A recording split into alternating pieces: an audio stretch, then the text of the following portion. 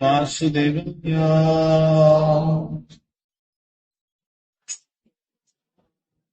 ओम नमो भगवते वासुदेवाय।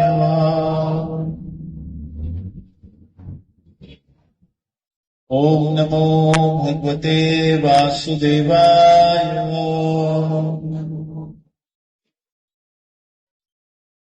कृष्णाय वासुदेवाय देवकी नंदनाय च नंदगोपकुमाराय गोविंदाय नमो नमः। हे कृष्ण करुणा सिंधु दीनबंधु जगत्पते गोपेश गोपीकांत राधाकांत नमोस्तुते। तप्त कंचन गौरंगी राधे वृंदावनेश्वरी वृषभानुसुत देवी प्रणमामि हरिप्रिया। श्री कृष्ण चैतन्य प्रभु नित्यानंद श्री अद्वैत गदाधर श्रीवासादि गौर भक्त वृंद। हरे कृष्ण कृष्ण कृष्ण हरे हरे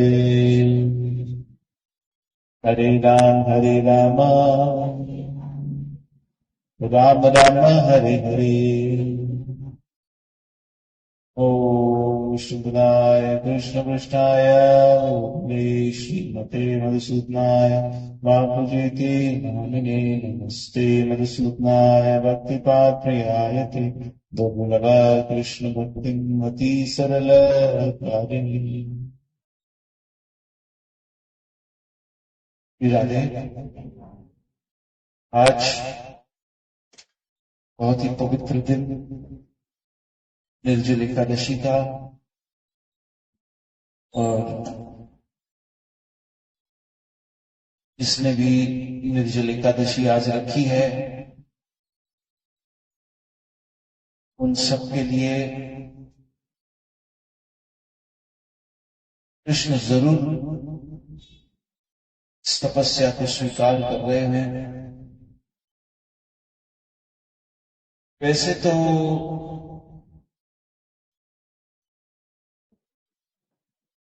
कई ऐसी परिस्थिति कभी कभी जीवन में आ जाती है कि शरीर को न चाहते हुए अत्यंत तपस्या करनी पड़ती है। जैसे मान लीजिए कोई आईसीयू में एडमिट हो जाता है, उस समय उसका खाना बंद होता है, उसका पानी बंद होता है, उसका गला सूखा हुआ रहता है, वो निर्जल ही होता है। लेकिन एक प्रकार से ये तपस्या हम कृष्ण के लिए कर रहे हैं। इसलिए आज निर्जल एकादशी अर्थात वो दिन जिस दिन की एकादशी रखने से सारे वर्ष की एकादशियों का फल प्राप्त हो जाता है। और हम जानते हैं, ये कथा हमने कई बार सुनी है कि एकादशी मैया मतलब वो अत्यंत पवित्र है। तो हम हर निर्जल एकादशी पे भगवत गीता के अध्याय का पाठ करते हैं। तो आज हम 7वां अध्याय पढ़ रहे हैं। आपके जिनके पास भी गीता है वो गीता खोल के पढ़ सकते हैं। भगवत गीता यथारूप, नहीं तो मोबाइल पर है तो वहां देख सकते हैं, या आप सुन सकते हैं बड़े ध्यान से। भगवत गीता सुनने का भी बड़ा लाभ है। तो भगवत गीता अध्याय 7, अध्याय का नाम है भगवत ज्ञान। मैं पढ़ते जाता हूं, आप सुनते जाइए। कहीं मुझे ऐसा लगा कि गीता जी, भगवत गीता ने कुछ प्रेरणा दी कि इस पर कुछ थोड़ा और कहना चाहिए, तो मैं वहां रुककर थोड़ा कहूंगा, क्योंकि आदत से मजबूर हूं। श्री भगवान ने कहा, हे प्रथापुत्र, अब सुनो कि तुम किस तरह मेरी भावना से पूर्ण होकर और मन को मुझ में आसक्त करके योग अभ्यास करते हुए मुझे पूर्णतया संशय रहित जान सकते हो। अब मैं तुम्हें पूर्ण रूप से व्यवहारिक तथा दिव्य ज्ञान कहूंगा। इसे जान लेने पर तुम्हें जानने के लिए और कुछ भी शेष नहीं रहेगा। कई हजार मनुष्यों से कोई एक सिद्धि के लिए प्रयत्नशील होता है, और इस तरह सिद्धि प्राप्त करने वालों में से बिरला ही कोई एक मुझे वास्तव में जान पाता है। पृथ्वी, जल, अग्नि, वायु, आकाश, मन, बुद्धि तथा अहंकार, ये 8 प्रकार से विभक्त मेरी विभिन्न प्रकृतियां हैं। हे महाभाव अर्जुन, इनके अतिरिक्त मेरी एक अन्य पराशक्ति है, जो उन जीवों से युक्त है जो इस भौतिक अपरा प्रकृति के साधनों का विदोहन कर रहे हैं। सारे प्राणियों का उद्गम इन दोनों शक्तियों में है। इस जगत में जो कुछ भी भौतिक तथा आध्यात्मिक है, उसकी उत्पत्ति तथा प्रलय मुझसे ही जानो। हे धनंजय, मुझसे श्रेष्ठ कोई सत्य नहीं है। जिस प्रकार मोती धागे में गूंथे रहते हैं, उसी प्रकार सब कुछ मुझ पर ही आश्रित है। हे कुंती पुत्र, मैं जल का स्वाद हूं, सूर्य तथा चंद्रमा का प्रकाश हूं, वैदिक मंत्रों में ओंकार हूं, आकाश में ध्वनि हूं तथा मनुष्य में सामर्थ्य हूं। मैं पृथ्वी की अद्भुत सुगंध हूं, अग्नि की उष्मा हूं, मैं समस्त जीवों का जीवन तथा तपस्वियों का तप हूं। हे प्रथापुत्र, यह जान लो कि मैं ही समस्त जीवों का आदि बीज हूं, बुद्धिमानों की बुद्धि तथा समस्त तेजस्वी पुरुषों का तेज हूं। मैं बलवानों का कामनाओं तथा इच्छाओं से रहित बल हूं। हे भरत श्रेष्ठ, मैं वह काम हूं जो धर्म के विरुद्ध नहीं है। तुम जान लो कि मेरी शक्ति द्वारा सारे गुण प्रकट होते हैं, चाहे वे सतोगुण हो, रजोगुण हो या तमोगुण हो। एक प्रकार से मैं सब कुछ हूं, किंतु हूं स्वतंत्र। मैं प्रकृति के गुणों के अधीन नहीं हूं, अपितु वे मेरे अधीन हैं। 3 गुणों सतो, रजो और तमो के द्वारा मोहग्रस्त यह सारा संसार मुझ गुणातीत तथा अविनाशी को नहीं जानता। प्रकृति के 3 गुणों वाली मेरी दैवी शक्ति को पार कर पाना कठिन है, किंतु जो मेरे शरणागत हो जाते हैं, वे सरलता से इसे पार कर जाते।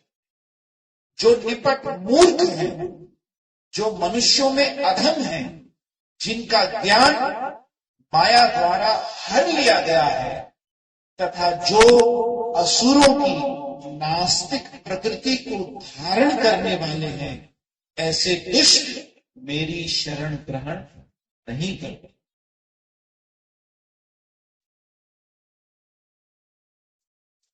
हे भरत श्रेष्ठ, 4 प्रकार के पुण्य आत्मा मेरी सेवा करते हैं, आर्थ, जिज्ञासु, अर्थार्थी तथा ज्ञानी। इनमें से जो परम ज्ञानी है और शुद्ध भक्ति में लगा रहता है वह सर्वश्रेष्ठ है, क्योंकि मैं उसे अत्यंत प्रिय हूं और वह मुझे प्रिय है।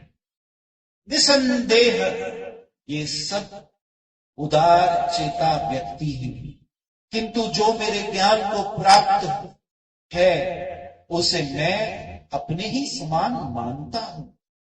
वह मेरी दिव्य सेवा में तत्पर रहकर मुझ सर्वोच्च आश्रय को निश्चित रूप से प्राप्त करता है। अनेक जन्म जन्मांतर के बाद जिसे सचमुच ज्ञान होता है वह मुझको समस्त कारणों का कारण जानकर मेरी शरण में आता है। ऐसा महात्मा अत्यंत दुर्लभ है। जिनकी बुद्धि भौतिक इच्छाओं द्वारा मारी गई है वे देवताओं की शरण में जाते हैं और वे अपने अपने स्वभाव के अनुसार पूजा की विशेष विधि विधानों का पालन करते हैं।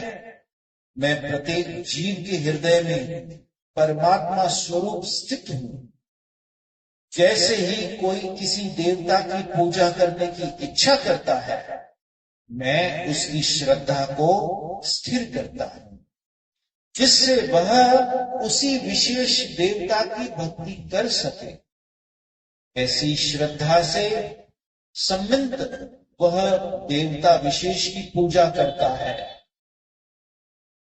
पूजा करने के यत्न करता है और अपनी इच्छा की पूर्ति करता है। किंतु वास्तविकता तो यह है कि ये सारे लाभ केवल मेरे द्वारा प्रदान होते हैं। अल्प बुद्धि वाले व्यक्ति देवताओं की पूजा करते हैं और उन्हें प्राप्त होने वाले फल सीमित तथा क्षणिक होते हैं।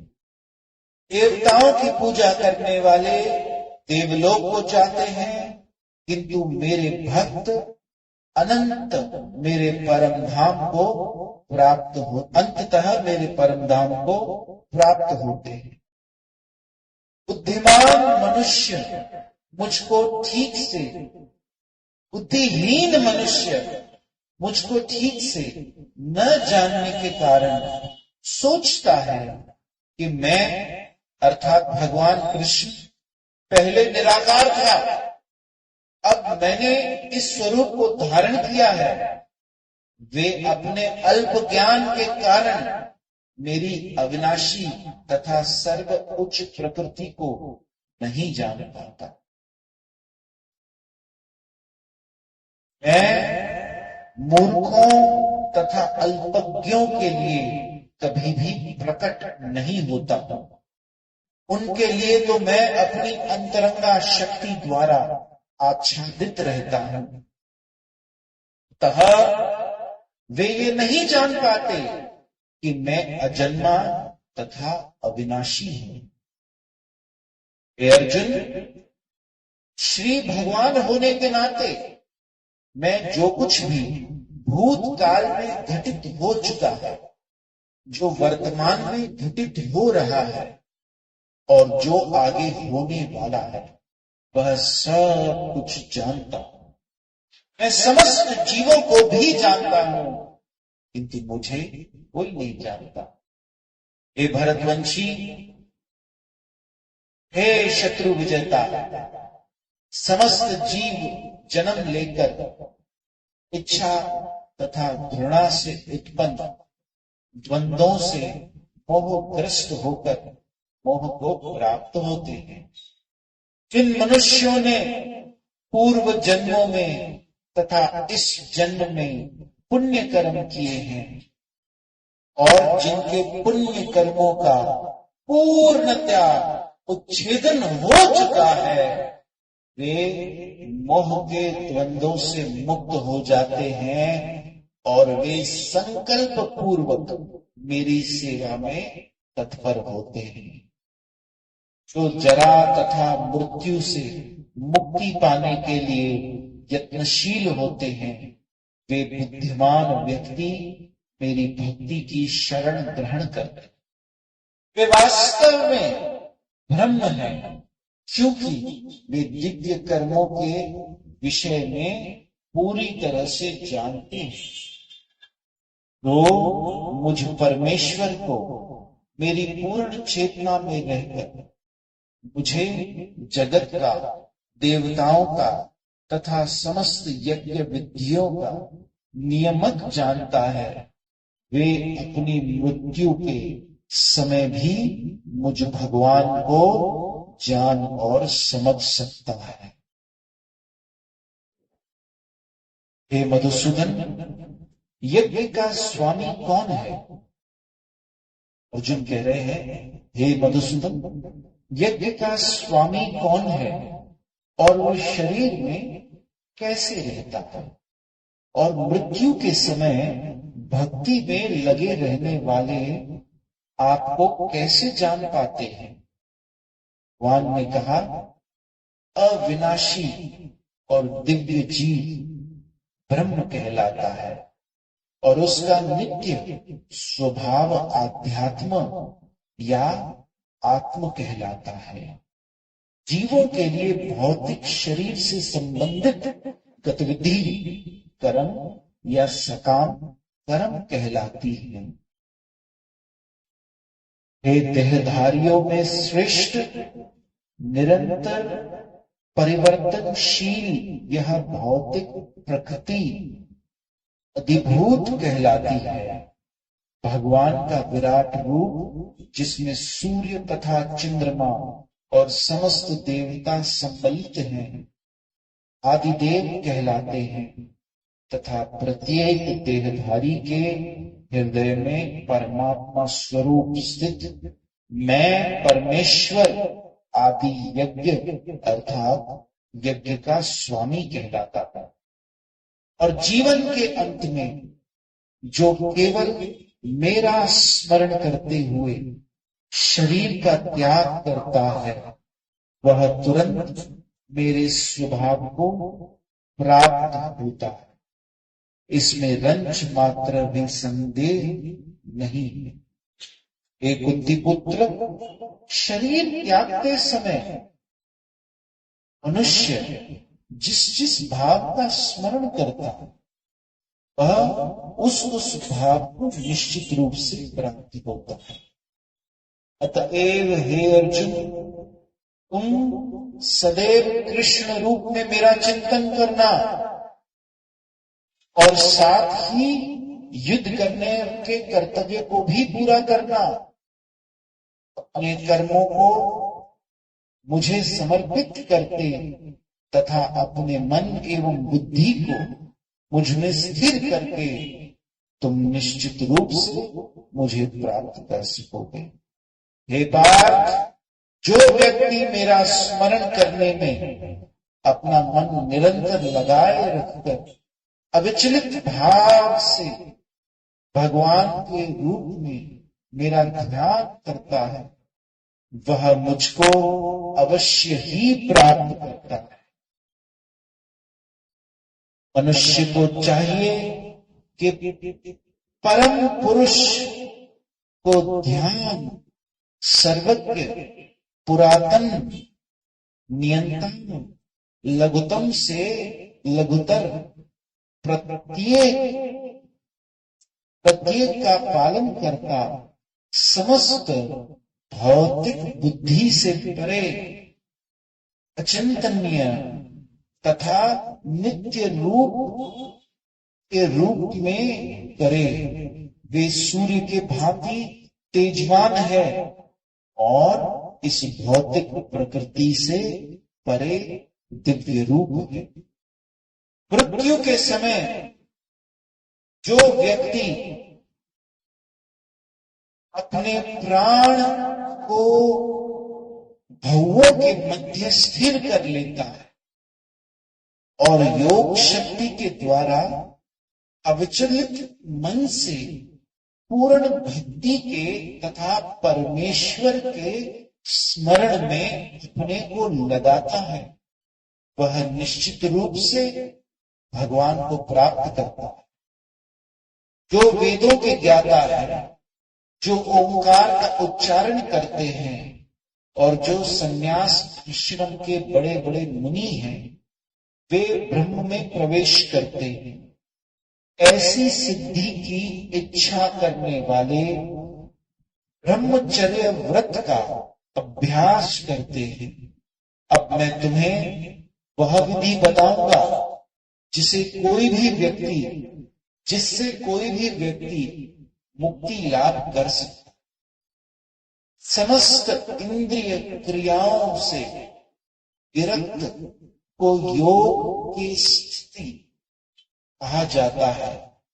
इंद्रियों के समस्त द्वारों को बंद करके तथा मन को हृदय में और प्राण वायु को सिर पर केंद्रित करके मनुष्य अपने को योग में स्थापित कर सकता है। इस योग अभ्यास में स्थित होकर तथा अक्षरों के परम संयोग यानी ओंकार का उच्चारण करते हुए यदि कोई भगवान का चिंतन करता है और अपने शरीर का त्याग करता है, वह निश्चित रूप से आध्यात्मिक लोकों को जाता है। हे अर्जुन, जो अनन्य भाव से निरंतर मेरा स्मरण करता है, उसके लिए मैं सुलभ हूं, क्योंकि वह मेरी भक्ति में प्रवृत्त रहता है।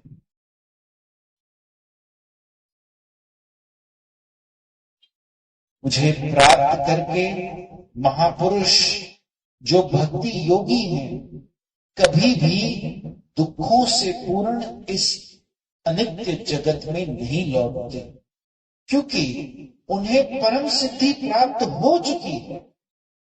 इस जगत में सर्वोच्च लोक से लेकर निम्नतम सारे लोग दुखों के घर हैं, जहां जन्म तथा मरण का चक्कर लगा रहता है।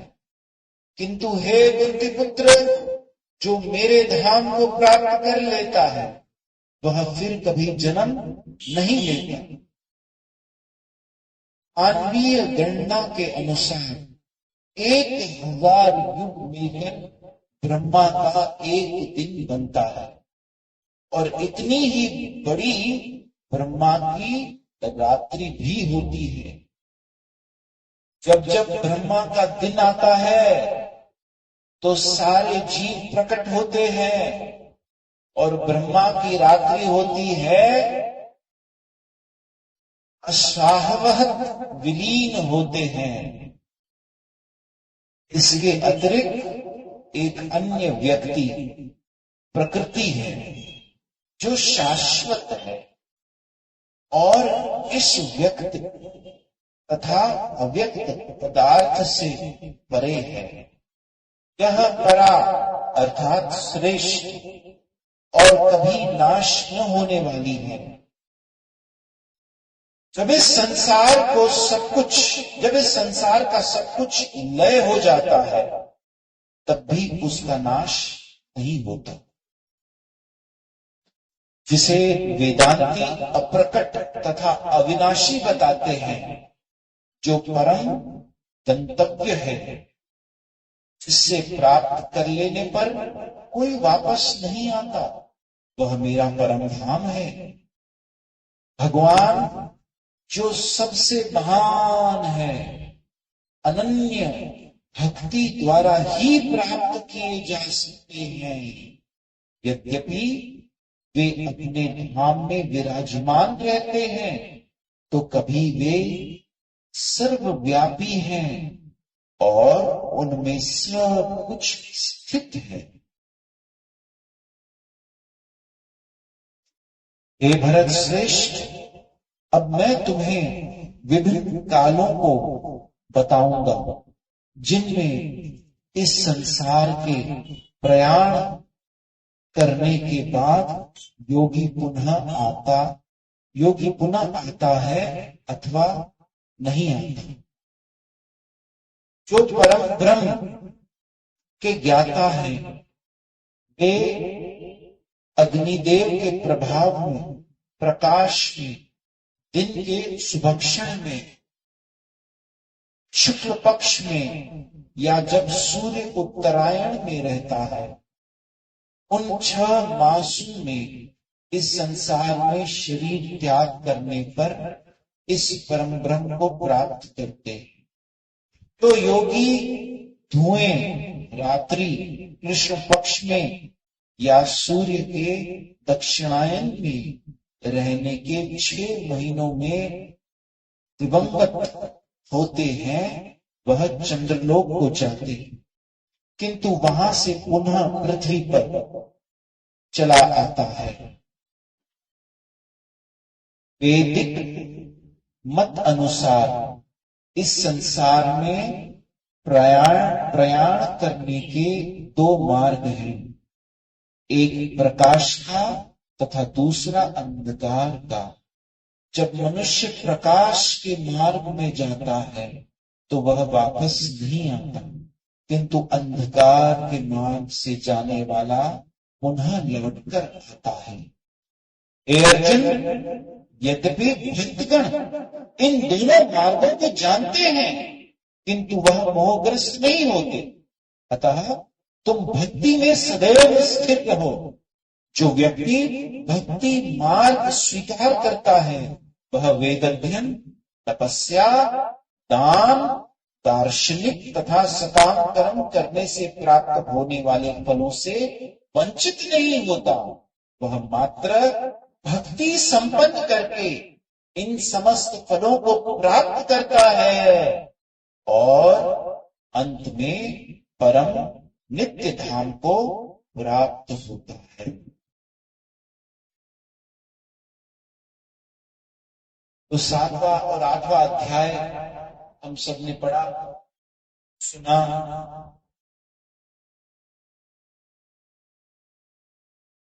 अगर मैं आप लोगों को ये 7वां और 8वां अध्याय अब संक्षिप्त में समझाने की कोशिश करूं, वैसे मन तो चाह रहा है कि 8वां भी पढ़ेंगे। अभी कितना समय हुआ है? 9वां पढ़ो। अभी 7 ही हुई ना, तो पढ़ सकते हैं। ध्यान से सुन रहे हो? मैं 7वें 8वें अध्याय को आपने यदि ध्यान से सुना होगा तो सबसे पहले भगवान ने अपनी शक्तियों का वर्णन किया, परा और अपरा शक्ति। परा और अपरा शक्ति। जैसे अगर मैं अभी प्रैक्टिकली आपको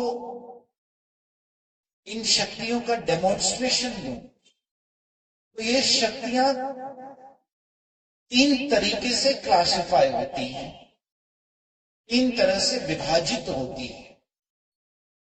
एक स्थूल, एक सूक्ष्म और एक आध्यात्म। ग्रॉस, सटल और स्पिरिचुअल।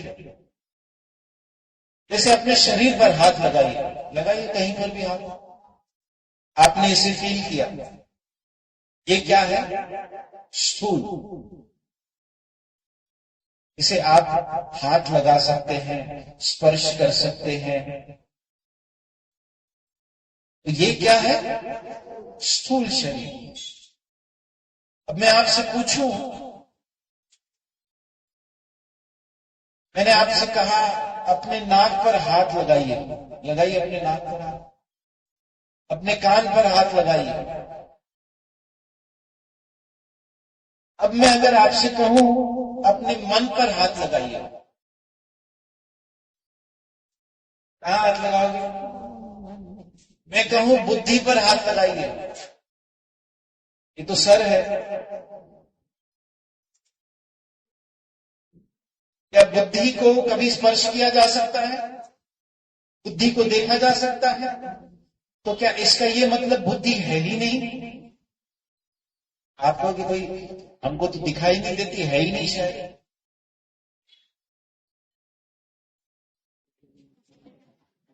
आप लोगों को तो बुद्धि नहीं सतबुद्धि है, इसीलिए निर्जल एकादशी के दिन हम सब हरि कथा सुनने आए।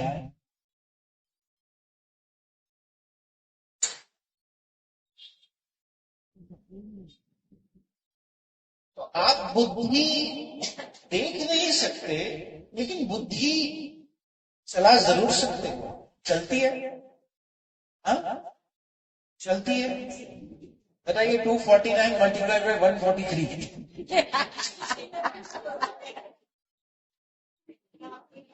इतनी नहीं चलती। बुद्धि से हम पैदल हैं, लेकिन बुद्धि है, वो देखी नहीं जा सकती, स्पर्श नहीं की जा सकती, लेकिन वो है, क्योंकि वो सूक्ष्म रूप है। इसी तरह से इससे और सूक्ष्म अर्थात जो आध्यात्म स्तर पर है वो आत्मा है, वो आत्मा है। तो हमारे 3 शरीर हैं वैसे। एक ये शरीर जो कृष्ण की अपरा शक्ति से बना हुआ है, मतलब पृथ्वी, जल, अग्नि, वायु, आकाश।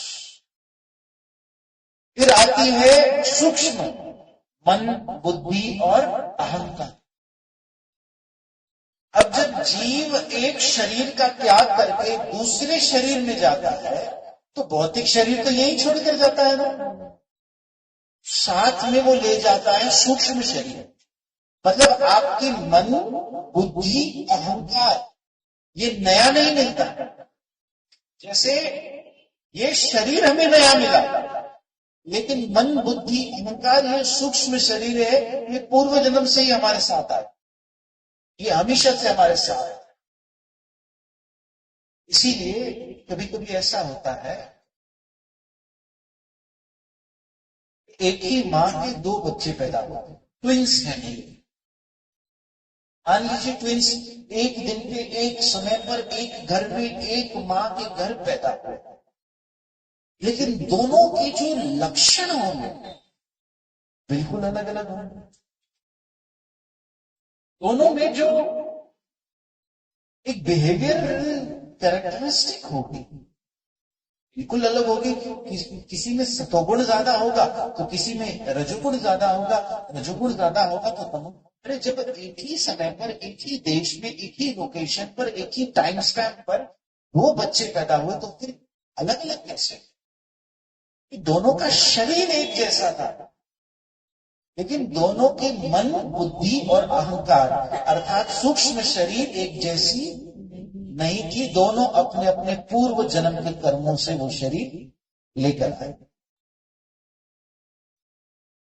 और कई बार लोग ये प्रश्न पूछते हैं कि जब जीव का शरीर छूट जाता है, मृत्यु आ जाती है, तो उसको तो यही, उसका शरीर तो यही जला रहता है। तो फिर नर्क में, जो हमारे भागवत के 9वें स्कंद में नर्क लोक बताए गए हैं, 21 प्रकार के नर्क लोक बताए गए हैं। तो जो पाप हमने यहाँ की है, वो प्रकार के पापों को भोगने के लिए जीव को भेजा जाता है उन नरकों में। तो फिर किसे भेजा जाता है? ये शरीर तो यहीं रह जाता है, वो सूक्ष्म शरीर के साथ जाता है, क्योंकि वास्तव में जो अनुभव है वो जड़ शरीर नहीं करता। अनुभव करने का माध्यम जड़ शरीर है, लेकिन अनुभव सूक्ष्म शरीर करता है। जैसे जब इंसान के अंदर वो जीव, आत्मा और वो सूक्ष्म शरीर होता है और उसके कपड़ों को आग लग गई, तो क्या करेंगे? पानी डालकर उस आग को बुझाएंगे और वो छटपटाएगा, अरे बुझाओ बुझाओ बुझाओ बुझाओ बुझाओ, आग बुझाओ, आग लग गई, आग लग गई। लेकिन जब इसमें से जीवात्मा निकल जाएगी, मतलब आध्यात्मिक शरीर भी चला गया जो आत्मा है, और सूक्ष्म शरीर भी चला गया, फिर क्या किया जाएगा? उसी शरीर को आग लगा दी जाएगी और उस शरीर को न दर्द होगा, न दुख होगा, न पीड़ा होगी, न वो जलेगा, न रोएगा, न चिल्लाएगा, न चीखेगा। वो दर्द किसे हो रहा था?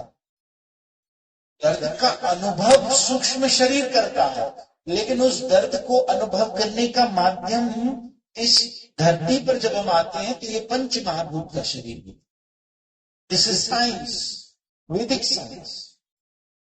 और इसीलिए जब जीव नरक की यातनाएं भोगने जाता है तब उसी सूक्ष्म शरीर को जब वो तकलीफ दी जाती है तो हजारों वर्षों तक उस शरीर को अगर जलाया भी जाए, उससे दर्द होगी, पीड़ा होगी, लेकिन वो जलेगा नहीं। समझ में आ रही है आपको बात? और फिर उस सूक्ष्म शरीर के भीतर होती है आत्मा, जिसे कहते हैं आध्यात्म,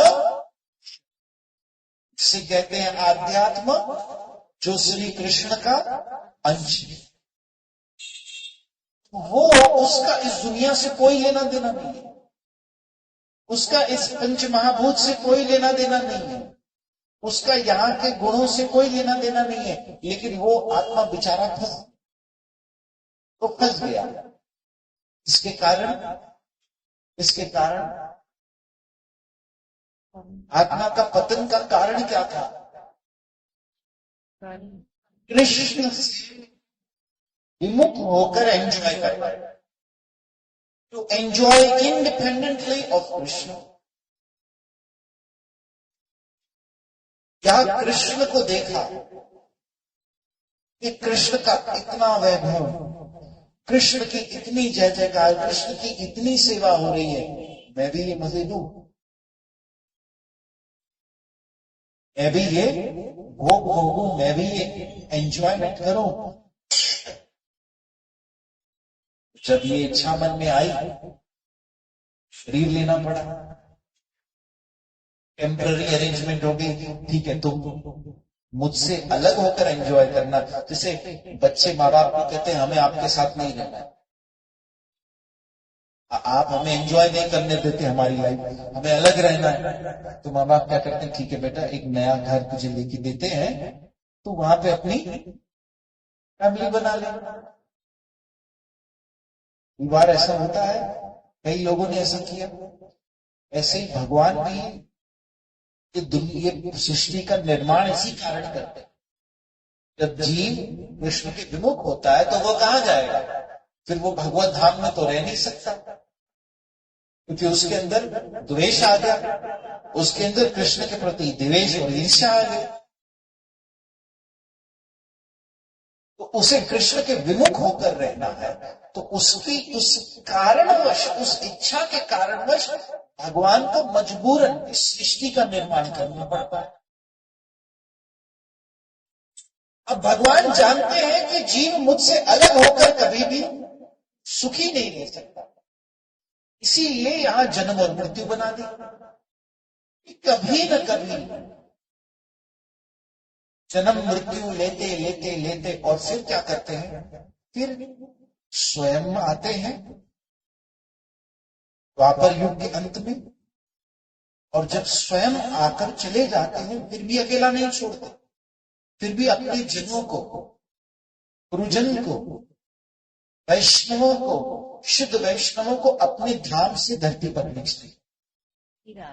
और वो जो गुरु के रूप में, सतगुरु के रूप में धरती पर आते हैं, वो हमेशा तत्पर रहते हैं। वो कृष्ण के धाम का सुख त्यागने के लिए तैयार होते हैं। ठीक है भगवान, आप हमें ये सेवा देना चाहते हैं कि आपसे बिछड़े हुए लोगों को वापस आपकी तरफ लाना है, तो इससे बढ़कर हमारे लिए और कोई सेवा है नहीं। उस जीव का भी भला इसमें है और आपको भी बड़ी खुशी और प्रसन्नता होगी, कुछ जीव वापस आपकी ओर आ जाएगा। इसलिए सतगुरु जो होते हैं, जो एक वैष्णव आचार्य होते हैं, वो कृष्ण के द्वारा अपॉइंट किए जाते हैं। इस धरती पर जाओ और मेरा ये संदेश औरों तक पहुंचाओ और उन्हें मेरे पास वापस लेकर आओ। अब उन्हें वापस लाने का रास्ता इतना लंबा है, इतना लंबा है कि शुरू तो खूब काफी लोग होंगे। इसीलिए फिर इसी 7वें अध्याय में कहा मनुष्याणाम सहस्रेषु, इस रास्ते पर हजारों हजारों लोग चल तो पड़ते हैं, लेकिन उनमें से फिर कोई एक, उनमें से भी कोई एक, उनमें से भी कोई एक मुझे वास्तव में जान पाता है।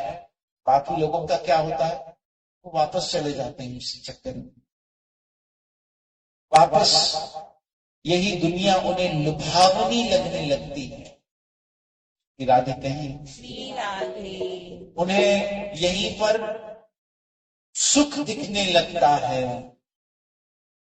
जिस सुख को वेद ने कहा पुनर्चर विचर, कि बार बार गन्ने को, if you chew a sugar cane, if you chew a sugar cane 1000 times, क्या होगा? हाँ, पहले बार में आपको रस मिलेगा, बोलिए मिलेगा। दूसरे बार में थोड़ा कम मिलेगा, तीसरे बार में और कम मिलेगा। ऐसे करते करते एक समय आएगा कि वो बिल्कुल। इसलिए हमने कई जन्म इसी गन्ने को बार बार चबाया है। फिर एक दूसरा उदाहरण शास्त्रों में दिया जाता है। आपको पता है रेगिस्तान के जो ऊंट होते हैं वो एक प्लांट को च्यू करते हैं, जिस प्लांट का नाम होता है कैक्टस।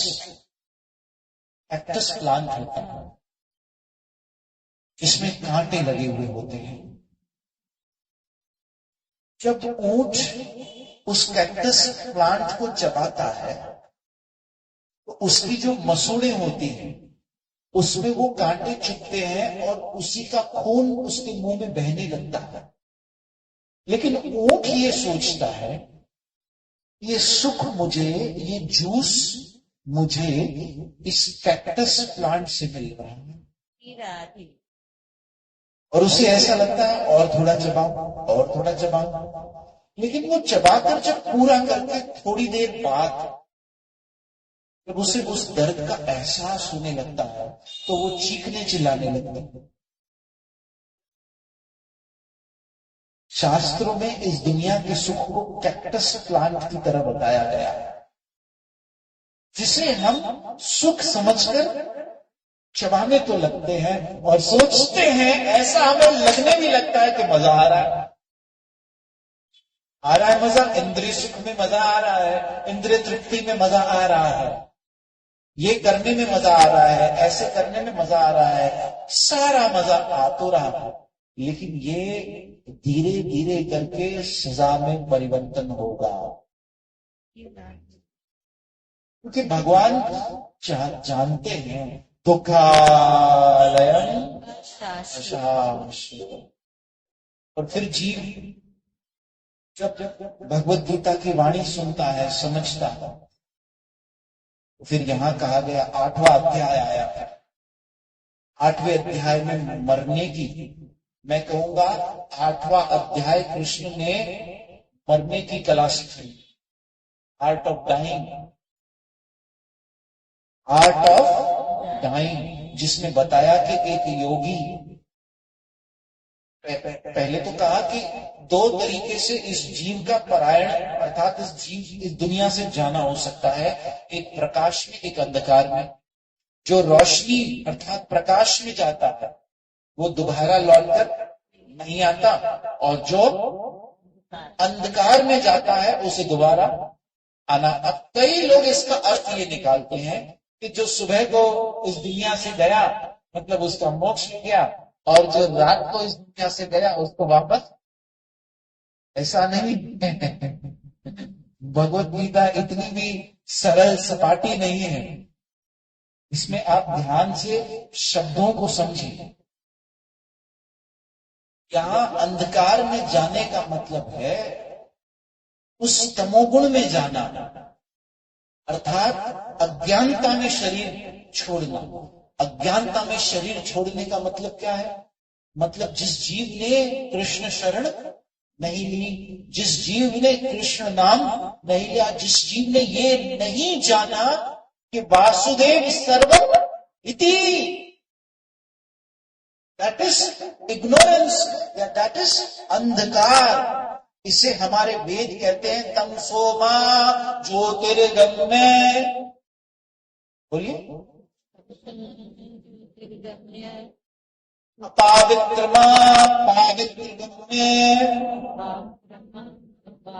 ये वेदों का श्लोक है कि तमस अर्थात अंधकार से, तमसो मां ज्योतिर्गम्य, अंधकार से हम प्रकाश की तरफ बढ़े।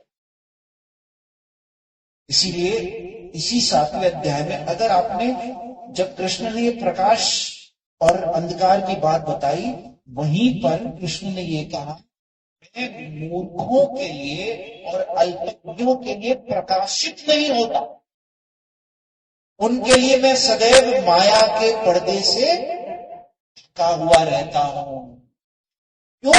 क्योंकि उनका जो ज्ञान है वो माया के द्वारा हर लिया गया है। और फिर वो क्या करते हैं? फिर वो इच्छा पूरी करने की, मतलब वही सुख पाने के चक्कर में पड़ते हैं। फिर कभी इस देवता के पास जाएंगे, कभी इस देवी के पास जाएंगे, कभी यहाँ इसका व्रत रखेंगे, कभी उसका व्रत रखेंगे। कृष्ण कहते हैं ठीक है, मैं उनके मन में बैठा बैठा ये जानता हूं, फिर मैं ही उस देवता में उसकी इच्छा करने देता हूं। कि कहीं तमस में ही सही। भक्ति भी 3 प्रकार की होती है, एक तामसिक भक्ति, एक राजसिक भक्ति और एक सात्विक भक्ति, और चौथी होती है शुद्ध सात्विक, जो प्रेमा भक्ति होती है। प्रेमा भक्ति होती है जिसे प्रेमा भक्ति कहा गया, जिसमें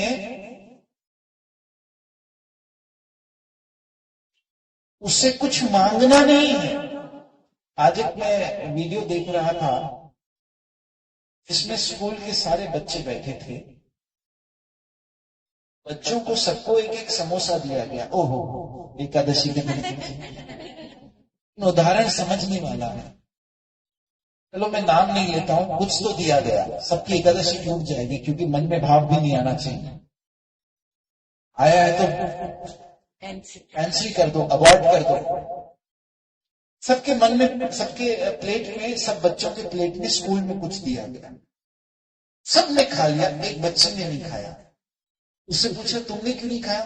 कहा मैं पहले कान्हा को खिलाऊंगा, फिर खाऊंगा। देखो, तब तुम्हारे फ्रेंड्स ने खा लिया, सबने खा लिया, कहा नहीं, मैं तो पहले कान्हा को खिलाऊंगा फिर खाऊंगा। मतलब जब आप उसके बारे में सोचने लगो, उसके सुख के लिए सोचने लगो, वो है प्रेमा भक्ति, वो है प्रेमा भक्ति।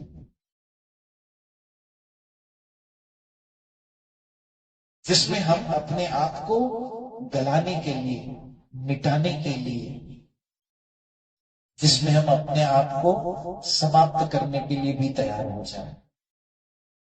ये जो हम कहते हैं ना, मैं था तब हरि ने, ये सिर्फ बोलने या सुनने की बात नहीं है। ऐसी परिस्थिति जीवन में आनी चाहिए। मैं सबको कहता हूं, कृष्ण के लिए अपने आप को मिटाने के लिए तैयार हो जाओ। एक जीवन ही तो मिला है। इसलिए जब अर्जुन युद्ध नहीं कर रहा था तो कृष्ण ने अर्जुन को कहा कि तुझे जो मौका मिला है वो तो बड़े बड़े योद्धाओं को भी नहीं मिलता। अर्जुन, तुझे युद्ध में मर मिटने का मौका मिला है, वो भी किसके लिए? मेरे लिए।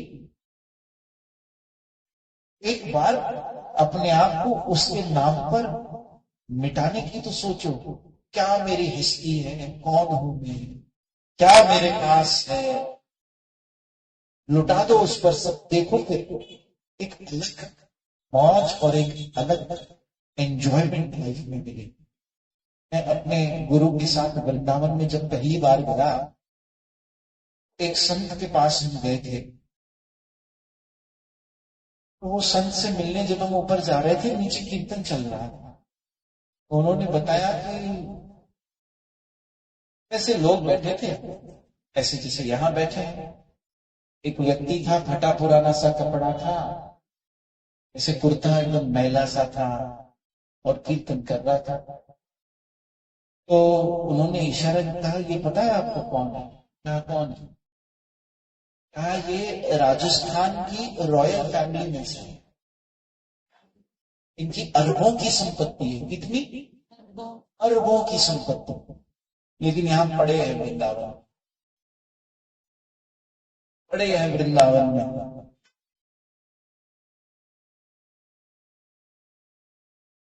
ये एक अलग मौका, एक अलग मौज है इसमें। जब हम अपने आप को मिटाते हैं ना कृष्ण के लिए, जब वो अहंकार सिर से धीरे धीरे उतरता है, ये सब मैं हूं, मैंने किया, मैंने कमाया, मेरा है, ये मेरा है, वो मेरा है, ये सब मेरे लिए है, इससे मैं और धनवान बनूंगा, इससे मेरा और मेरी प्रगति होगी।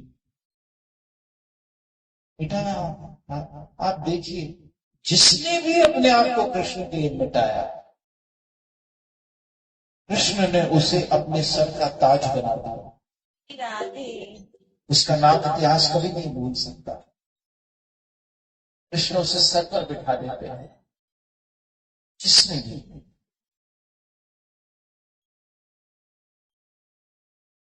इसकी प्रेमा भक्ति तो यही सिखाती, तेरे नाल आना, तेरे नाल पीना, जो आज दोनों नहीं करना है, तेरे नाल जीना तो तेरे नाल मरना, बस तेरे ही नाल, तेरे लिए, तेरे लिए, तेरे लिए।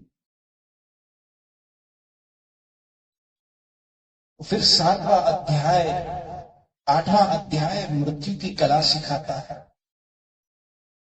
प्रकाशित मतलब जो ज्ञान से प्रकाशित होकर गया, जो सत्संग के स्थान पर आकर बैठा और जिसने अपने मन को प्रकाशित किया कृष्ण कथा से और कृष्ण नाम से, और ये परम सत्य जाना। क्या जाना? कि स्थूल शरीर भी खत्म हो जाएगा, ये शरीर जिस घर में रहता है वो घर भी एक दिन खत्म हो जाएगा। बोलिए, राजा महाराजाओं के बड़े बड़े महल आज खंडर बन गए, खंडर बन गए हैं ना। तो ये सब कुछ चला जाएगा, लेकिन अंततः कृष्ण कहते हैं, अंतकाले च माम अनुस्मरन्, भक्ति में स्थिर रहो। भक्ति में अर्जुन यदि तुम स्थिर रहोगे तो अंतकाले च माम एव, तुम्हें अंतकाल के समय मेरा स्मरण बड़ी सरलता से हो जाएगा। यदि किसी व्यक्ति के भगवान न करे न करे न करे घर में किसी के आग लगती, उसे सबसे पहली चीज क्या याद आती है? जब घर जल रहा होता है, हा? जो पैसा उसने रखा है, हा? जो धन सोना, वो सब उसको याद आता है। भाई मैं आपको हमारे ग्रुप की, मतलब जो हमारे गुरु महाराज के यहाँ शिष्य हैं, उनमें से एक की स्टोरी सुनाता हूँ। आपको पता है उल्लासनगर में बहुत बिल्डिंग गिर जाते हैं, अभी भी गिरती है, बारिश का सीजन आया है। एक प्रेमा भक्ति जिसकी मैं बात कर रहा था, परम वैष्णव जिसे मैं कहूंगा, उनकी अगर उनकी बारे में मैं बताऊं तो आप सब हैरान हो जाओगे सुनते। उनके बेटे का ट्रेन एक्सीडेंट हो गया था और उनका बेटा इस दुनिया से चला गया, लेकिन दूसरे दिन सुबह मंगल आरती में वो आ गए। सोचिए मैं क्या बोल रहा हूं, मंगल आरती में वो आ गए। उनकी ऐसी ऐसी परीक्षा हुई कि उनके घर में राधा पार्थ सिंह, जो उनके ठाकुर जी हैं, उनका नाम क्या है? राधा पातशाह, उनकी बिल्डिंग गिर गई थी और वो ठाकुर जी की कृपा से मंदिर में थी उस समय जब उनकी बिल्डिंग गिरी। घर में कोई नहीं था, लेकिन घर में अब कितनी वस्तुएं होंगी, लेकिन उन्होंने सबसे पहले जाकर राधा पार्थ साथी को वहां से और कहा बस मुझे ये चाहिए, बाकी जाए तो जाए। क्योंकि उनका मन और उनका चित्त सिर्फ यही था कि कृष्ण को कुछ नहीं होना चाहिए और वाकई उनके ठाकुर जी को कुछ नहीं। ठाकुर जी वैसे के वैसे, वो आई, घर का कोई सामान नहीं देखा, न कुछ उठाया, सिर्फ अपने राधा पार्थ साथी को निकाल कर दिया। प्रेमा भक्ति जब कह दिया ना कि हम आपके साथ ही जिएंगे, आपके साथ ही मरेंगे, तो फिर वो सिर्फ कहने के लिए नहीं, वो करके दिखाने की बात होती है। और अगर आप लोग ऐसा सोचते हो कि आज तो कलयुग में कोई ऐसा नहीं है, तो ये गलत फहमी में मत रहिएगा। कहीं वो जो प्रेम है ना, वो जब तक ये सृष्टि है, जब तक संसार है, किसी एक के मन में भी अगर वो उदय हो गया तो वो प्रकाशित कर देगा। दीवाना सैकड़ों में पहचाना जाएगा। आपके लिए सबसे इंपॉर्टेंट क्या है, ये दर्शाता है कि आप सबसे ज्यादा प्यार किससे करते हो, सबसे ज्यादा प्यार किससे करते हो। सोचिए जरा। वो 8वां अध्याय, अर्थात कृष्ण ने अर्जुन को कहा तो 9वां अध्याय पढ़े, क्योंकि मैं तो फिर सत्संग ही करता रहूंगा। आइए 9th चैप्टर, जिसका नाम है परम गुह्य ज्ञान। श्री भगवान ने कहा, हे अर्जुन, क्योंकि तुम मुझसे कभी ईर्ष्या नहीं करते, इसलिए मैं तुम्हें परम ज्ञान तथा अनुभूति बतलाऊंगा, जिसे जानकर तुम संसार के सारे क्लेशों से मुक्त हो जाओगे। यह ज्ञान सब विधानों का राज, सब विद्याओं का राज है। मैं समस्त रहस्यों में सर्व अधिक गोपनीय है। यह परम शुद्ध है, और क्योंकि यह आत्मा की प्रत्यक्ष अनुभूति कराने वाला है, अतः यह धर्म का सिद्धांत है। यह अविनाशी है और अत्यंत सुखपूर्वक संपन्न किया जाता है। हे परंतप, जो लोग भक्ति में श्रद्धा नहीं रखते, वे मुझे प्राप्त नहीं कर पाते। अतः वे इस भौतिक जगत में जन्म मृत्यु के मार्ग पर वापस आते रहते हैं। यह संपूर्ण जगत मेरे अव्यक्त रूप द्वारा व्याप्त है। समस्त जीव मुझ में है, किंतु मैं उनमें नहीं हूं। तथापि मेरे द्वारा उत्पन्न सारी वस्तुएं मुझ में स्थित नहीं रहती। जरा मेरे योग ऐश्वर्य को देखो। यद्यपि मैं समस्त जीवों का पालक हूं और सर्वत्र व्याप्त हूं, लेकिन मैं इस विराट अभिव्यक्त का अंश नहीं हूं, क्योंकि मैं सृष्टि का कारण स्वरूप हूं। जिस प्रकार सर्वत्र प्रवहमान प्रबल वायु सदैव आकाश में स्थित रहती है, उसी प्रकार समस्त उत्पन्न प्राणियों में मुझे स्थित जानो। हे कुंती पुत्र, कल्प का अंत होने पर और प्राणी मेरी प्रकृति में, सारे प्राणी मेरी प्रकृति में प्रवेश करते हैं, और अन्य कल्प के आरंभ होने पर मैं उन्हें अपनी शक्ति से पुनः उत्पन्न करता हूं। संपूर्ण विराट जगत मेरे अधीन है। यह मेरी इच्छा से बारंबार स्वतः प्रकट होता रहता है और मेरी ही इच्छा से अंत में विनष्ट हो जाता है। हे धनंजय, ये सारे कर्म मुझे नहीं बांध पाते हैं। मैं उदासीन की भांति इन सारी भौतिक कर्मों से सदैव विरक्त रहता हूं। हे कुंती पुत्र, यह भौतिक प्रकृति मेरी शक्तियों में से एक है और मेरी अध्यक्षता में कार्य करती है, जिससे सारे चर तथा अचर प्राणी उत्पन्न होते हैं। इसके शासन में यह जगत बारंबार सृजित और विनष्ट होता रहता। जब मैं मनुष्य रूप में अवतरित होता हूं तो मूर्ख मेरा उपहास करते हैं। वे मुझ परमेश्वर के दिव्य स्वभाव को नहीं जान पाते। जो लोग इस प्रकार मोहग्रस्त होते हैं वे आसुरी तथा नास्तिक विचारों के प्रति आकृष्ट रहते हैं।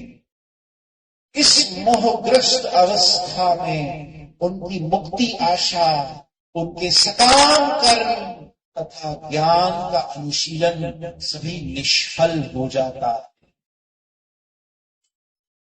है।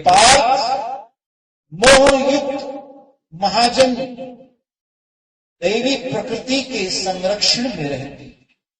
वे पूर्णतः भक्ति में निमग्न रहते हैं, क्योंकि वे मुझे आदि तथा अविनाशी भगवान के रूप में जानते हैं। ये महात्मा मेरी महिमा का नित्य कीर्तन करते हुए, दृढ़ संकल्प के साथ प्रयास करते हुए, मुझे नमस्कार करते हुए भक्ति भाव से निरंतर तेरी पूजा करते। अन्य लोग जो ज्ञान के अनुशीलन द्वारा यज्ञ में लगे रहते हैं, भगवान की पूजा उनके उदय रूप में, विविध रूपों में तथा विश्व रूप में करते हैं। किंतु मैं ही कर्मकांड, मैं ही यज्ञ, पितरों को दिया जाने वाला तर्पण, औषधि, दिव्य ध्वनि मंत्र, घी, अग्नि तथा रूपी हूं। मैं इस ब्रह्मांड का पिता, इस ब्रह्मांड की माता, आश्रय तथा पितामह हूं। मैं ज्ञेय, शुद्धिकर्ता तथा ओंकार हूं। मैं ऋग्वेद, सामवेद तथा यजुर्वेद भी हूं। मैं ही लक्ष्य, पालनकर्ता, स्वामी, साक्षी, धाम, शरणस्थली तथा अत्यंत प्रिय मित्र हूं। मैं सृष्टि तथा प्रलय, सबका आधार, आश्रय तथा अविनाशी बीज भी हूं। हे अर्जुन, मैं ही ताप प्रदान करता हूं और वर्षा को रोकता तथा लाता हूं। मैं अमृतत्व हूं और साक्षात मृत्यु भी हूं। आत्मा तथा पदार्थ दोनों मुझ में ही है। जो वेदों का अध्ययन करते तथा सोमरस का पान करते हैं, वे स्वर्ग प्राप्ति की वेषणा करते हुए अप्रत्यक्ष रूप से मेरी पूजा करते हैं। वे पाप कर्मों से शुद्ध होकर इंद्रिय के पवित्र स्वर्गिक धाम में जन्म लेते हैं, जहां वे देवताओं के साथ आनंद भोगते हैं। इस प्रकार जब वे विस्तृत स्वर्गिक इंद्रिय सुख को भोग लेते हैं और उनके पुण्य कर्मों का फल क्षीण हो जाता है, तो वे इस मृत्यु लोक में पुनः लौट आते हैं। इस प्रकार जो तीनों वेदों के सिद्धांतों में दृढ़ रहकर इंद्रिय सुख की गवेषणा करते हैं, उन्हें जन्म मृत्यु का चक्र ही मिलता है। किंतु जो लोग अनन्य भाव से मेरे दिव्य स्वरूप का ध्यान करते, मेरी नित्य पूजा करते हैं, उनकी जो आवश्यकताएं होती हैं उन्हें मैं पूरा करता हूं, और जो कुछ उनके पास नहीं है उसकी रक्षा करता हूं। हे कुंती पुत्र, जो लोग अन्य देवताओं की भक्ति करते हैं और उनकी श्रद्धा पूर्वक पूजा करते हैं, वास्तव में वे भी मेरी ही पूजा करते हैं, किंतु वह त्रुटिपूर्ण ढंग से अर्थात गलत तरीके से करते हैं। मैं ही समस्त यज्ञों का एकमात्र भोक्ता स्वामी हूं। अतः जो लोग मेरे वास्तविक दिव्य स्वभाव को नहीं पहचान पाते वे सारे नीचे गिर जाते हैं। जो देवताओं की पूजा करते हैं वो देवताओं के बीच जन्म लेंगे। जो पितरों को पूजते हैं वे पितरों के पास जाते हैं। जो भूत प्रेतों की उपासना करते हैं वो उन्हीं के बीच जन्म लेंगे, और जो मेरी भक्ति करते हैं वो मेरे साथ निवास करते हैं। यदि कोई प्रेम तथा भक्ति के साथ मुझे पत्र, पुष्प, फल या जल प्रदान करता है तो मैं उसे स्वीकार कर लेता हूं। हे कुंती पुत्र, तुम जो कुछ करते हो, जो कुछ खाते हो, जो कुछ अर्पित करते हो या ध्यान करते हो या दान करते हो, मुझे तपस्या करते हो, मुझे अर्पित करते हुए करो। इस तरह तुम कर्म के बंधन तथा शुभ अशुभ फलों से मुक्त हो सकोगे। इस संन्यास योग में अपने चित्त को स्थिर करके तुम मुक्त होकर मेरे पास आ सकोगे। मैं न तो किसी से द्वेष करता हूं, ना ही किसी के स्वार्थ पक्षपात करता हूं। मैं सबों के लिए संभाव हूं, किंतु जो भी भक्ति पूर्वक मेरी सेवा करता है वह मेरा मित्र है, मुझ में स्थित रहता है और मैं भी उसका मित्र हूं।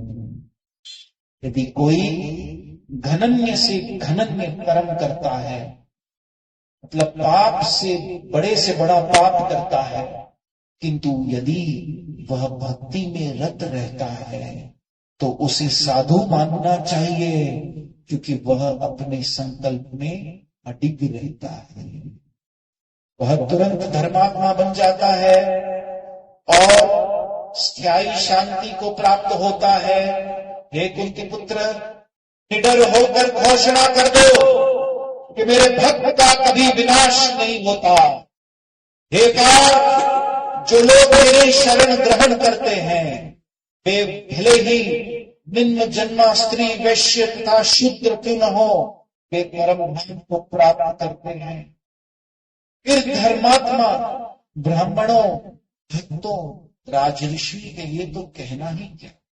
अतः इस क्षणिक दुखमयी संसार में आ जाने पर भी प्रेमा भक्ति में अपने को लगाओ। अपने मन को मेरे चिंतन में, मेरे नित्य चिंतन में लगाओ।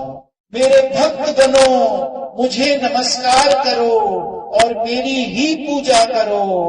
इस प्रकार मुझ में पूर्णतः तलीन होने पर तुम निश्चित रूप से मुझे प्राप्त हो जाओ।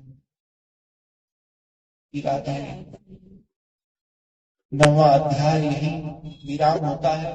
7वां, 8वां और 9वां अध्याय आज हमने निर्जल एकादशी के दिन पढ़ा। आप सबने भगवत गीता की ये वाणी सुनी, आप सबका मन चित्त पवित्र हुआ। आइए हम सब थोड़ी देर हरि नाम कीर्तन करते हुए, देखिए अब